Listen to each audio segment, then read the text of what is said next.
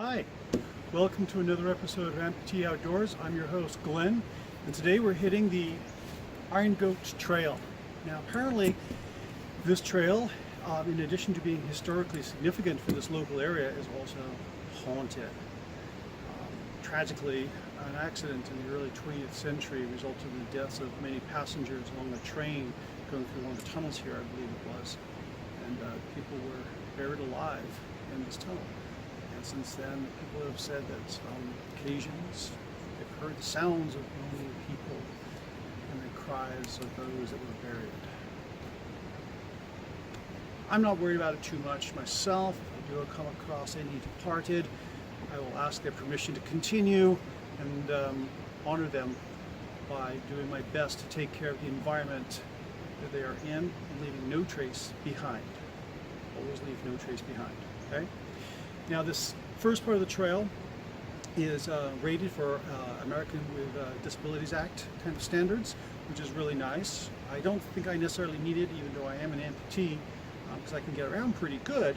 But if you were in a wheelchair and wanted to go out on a trail like this and be able to actually make use of the trail, this is a really good trail for that. Let me just pan this camera around a little bit so you can see.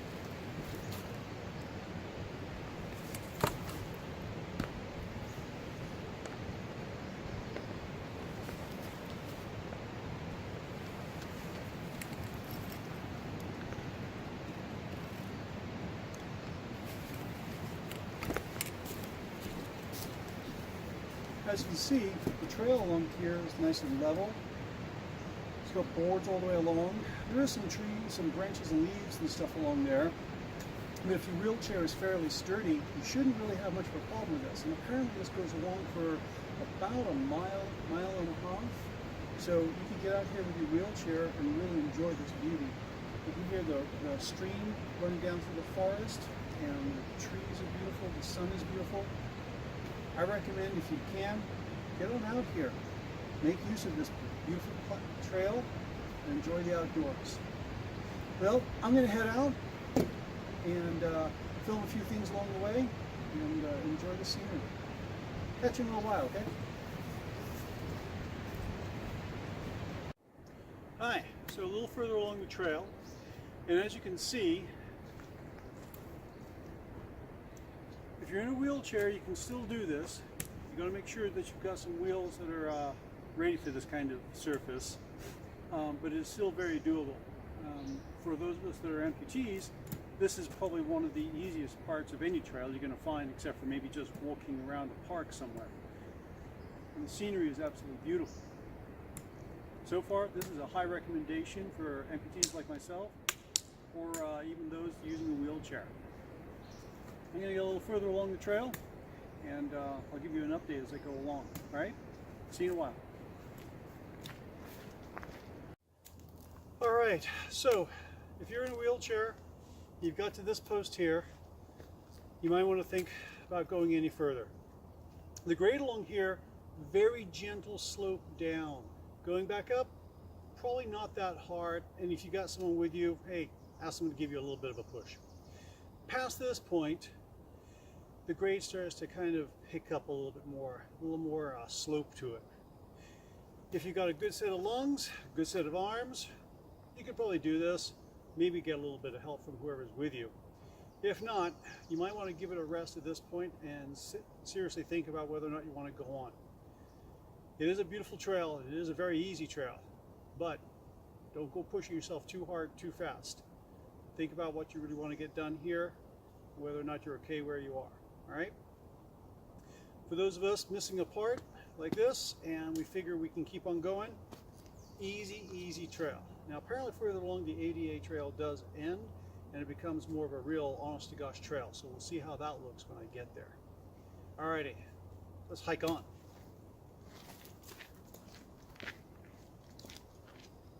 Okay, so I've got to the first of the tunnels here. That last signpost that I pointed out, if you're in a wheelchair, you could get by, but it levels out, but it is going to get progressively more difficult. And along the path, there's a couple of large rocks that, yes, you could get around. They're a little bit difficult, but you could get around them. So you want to give that some thought as to whether or not you want to continue though. So going on here, it looks like the path gets a little bit rougher. There is one trail that goes off that way around this tunnel, and the one that goes through the tunnel. I'm going through the tunnel. So if you're in a wheelchair, think carefully about whether or not you want to continue. Know your limits, know your wheelchair, know your equipment.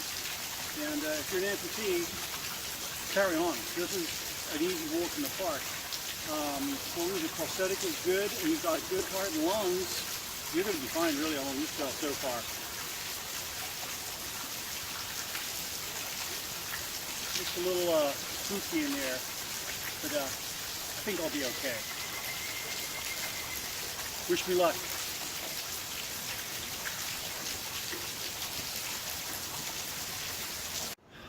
Hi, so behind me here is a tunnel called an adit. It was an access tunnel that went through to the main tunnel deep in the hillside there. It's off limits, of course, because it's really quite dangerous. It could collapse on someone. But we know that it connects still to the main tunnel in there because you can actually feel the cold air coming out and a very distinct musty smell coming out of there. Really don't know what kind of creature lives in there these days, and I don't really want to find out. I'll leave them be. It is kind of an interesting thing to see though, and to think about that people dug a lot of this stuff out, sometimes just by hand, and created these tunnels back in the, I think it was the mid-1800s. Pretty impressive. All right, let's get along the trail and see what other interesting things we can find.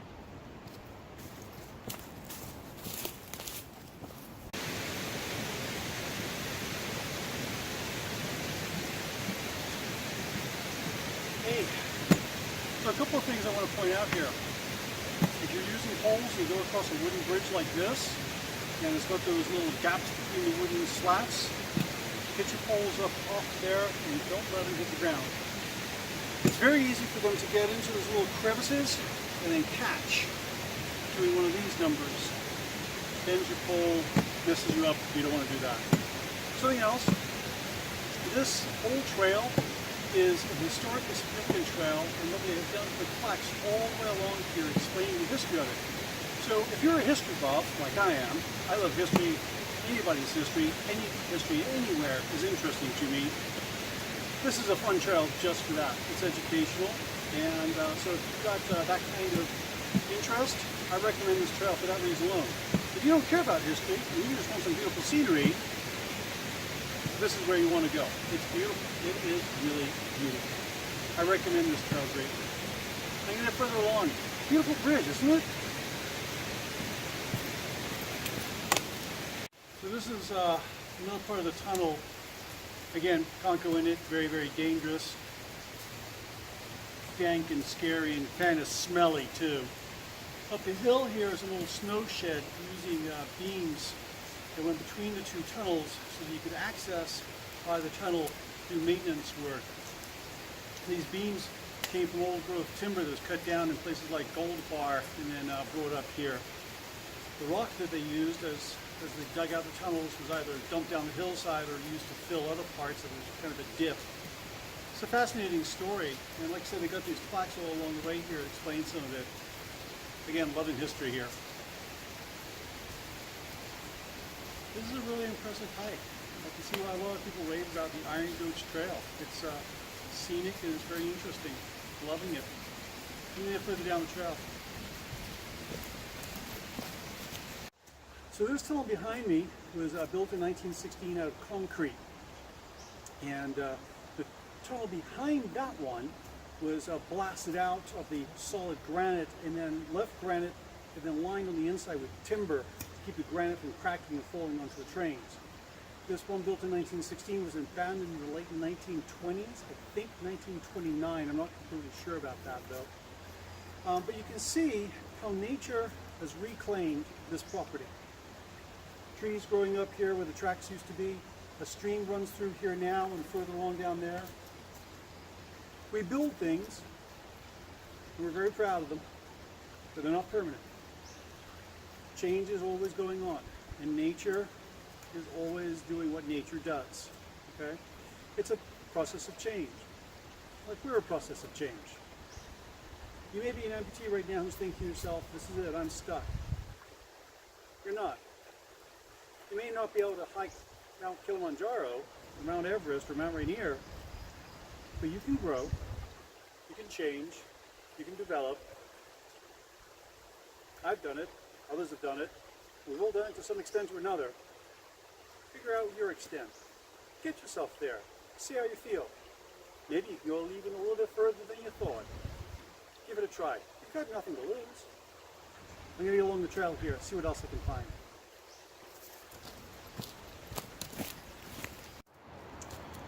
This wall over here, as you can see, spans quite a way down the trail.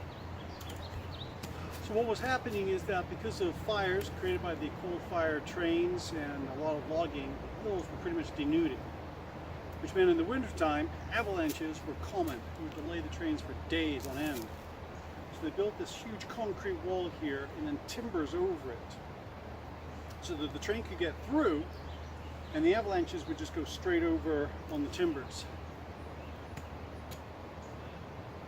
This is one of those mute testimony to man's folly kind of things, maybe? I don't know.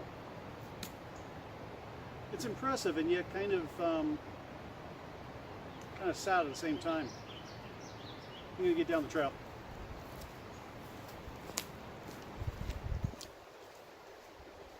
Hi there.